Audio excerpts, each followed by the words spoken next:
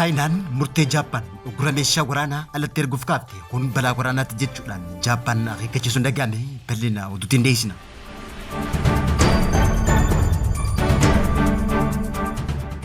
Yeroo waldhabdeen Suudaan keessatti hammaatee jirtu kanatti xiyyaarri Itoophiyaadha tokko Boeing 737 guyyaarraa magaalaa Finfinneerraa gara Kaartuumitti bararuun dhaga'ame. Iccitiin balalii xiyyaara Itoophiyaa Suudaanitti baree maali jedhu bal'inaan dhiyeessina.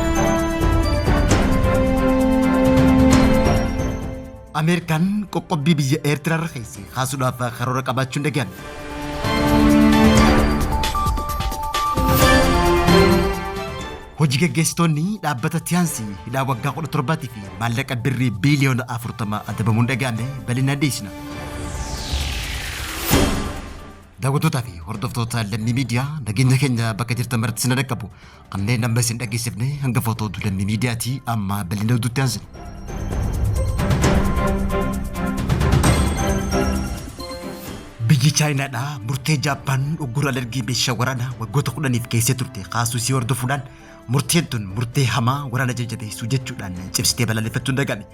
Dubbii himaan ministeera dhimma alaa biyya Chaayinaa Guuchii kan roobii dabarte tana ibsa kenneen Jaappaan meeshaalee waraanaa namoota ajjeesan kan balaa guddaa fidu kana gabaa addunyaatiif dhiyeessuuf tarkaanfii fudhatte tun tarkaanfii nagaa naannichaa haalaan kan fiduu jechuudhaan ibsuun dhaga'ame. Hawaasni idil addunyaatiif Chaayinaan jaarsa waraanaa haarawaa Jaappaanitti dhiyeenyaan hordofuun cimsanii mormaa jiraachuudhaan dubbii himaan kun yaaddoo guddaa Chaayinaan qabaachuullee mirkaneessee jiraachuun ibsame. Jaappaan meeshaalee waraanaa lubbuu namaa galaafatan kanneen akka xiyyaara waraanaatii fi misaa'ilota biyya alaatti gurguruuf erga murteessiteen booda waldhabdeen tun hammaatee jira jechuudhaan kunis imaammata nagaa waraanaa addunyaa lammaffaa booda qabdu duubatti kan deebisee jechuudhaan Chaayinaan Jaappaan qeeyite. Chaayinaan Jaappaan bulchiinsa waraanaa duraanitti deebitee seenaa weerara biyyoota ollaa irratti raawwatte yaadachuu isii erga beeksifteen booda gama biraatiin ammoo Jaappaan murteen tun ifittisuu fi michoota isii waliin murtee nageenya cimsuu kan kaayyeffate jechuudhaan hoggaa ibsitu. Qondaaltonni biyya Chaayinaa garuu Jaappaan maashinii waraanaa ijaaraa jirti jechuudhaan mormii cimaa dhageessanii jiraachuun itti fufe.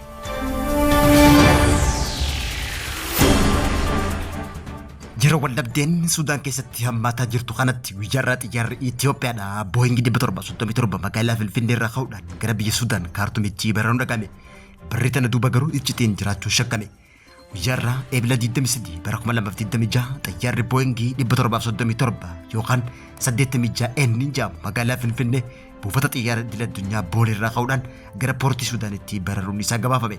Gabaasa balalii idil addunyaa maxxansuun kan beekamu dhaabbanni Reach Teedhaa akka ibsetti balalliin tun balallii baay'ee adda taatee fi kana dura ammoo balallii mudatti hin beekne jechuudhaan ibse.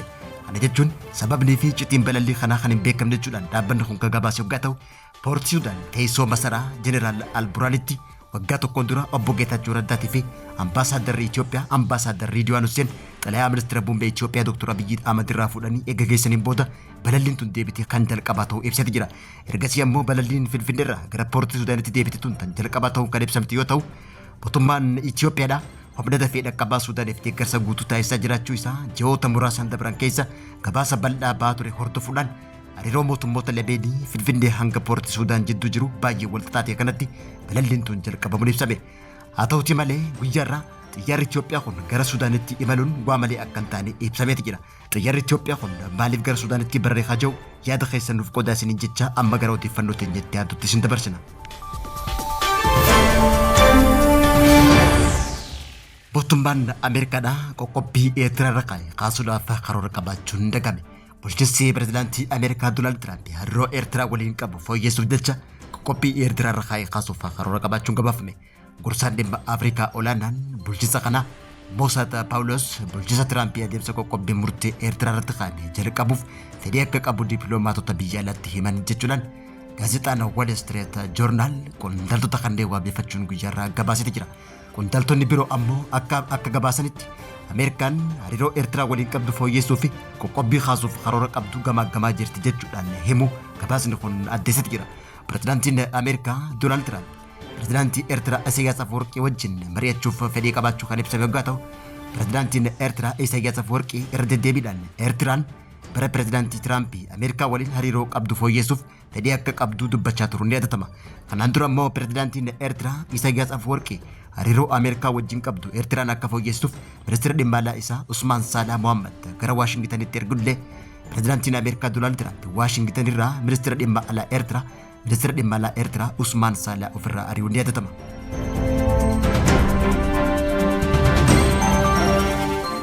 Hojii gaggeessitoonni dhaabbata Tiyaansii waggaa 17 fi maallaqa birrii miiliyoona 40 adabamuun dhaga'ame. Manni murtii olaanaa federaalaa Tiyaansii Itoophiyaan biizines PLC fi hojii gaggeessitoonni isaa waggootaaf gocha gurgurtaa seeraan alaa piraamidii waggootaaf adabbii cimaan adabuun dhaga'ame. Dhaabbanni hayyama kana nyaata soorata biyya alaatti galchuun birrii miiliyoona 40 ol faayidaa dhuunfaatiif fayyadamuu fi bara 2004 irraa hanga bara 2008 jidduutti mirga fayyadamtoota sarbuu himeeti jira. Himatamtoonni namoota dhuunfaa maqaa ejantoota gurgurtaa komishinii jechuun qaacaruudhaan namoota haaraa gara sanshalata yeroo qaacaran badhaasa konkolaataa imala biyya alaatii fi bonasii maallaqaa guddaa akka argatan bakka bu'ummaa sobaa dhiyeessuudhaan gochi kun seekimii piraamidii seera dorgommii daldalaa fi eegumsa fayyadamtootaa fi seera yakkaatiin kan dhorkame ta'uu kan ibse manni murtii olaanaa federaalaa dhaabbatichi yakka galii yakka irraa argamuun karaa seeraan alaatiin galii argate dhiyeessaa turuun erga qorateen booda murtii kana itti kan nu beeksise.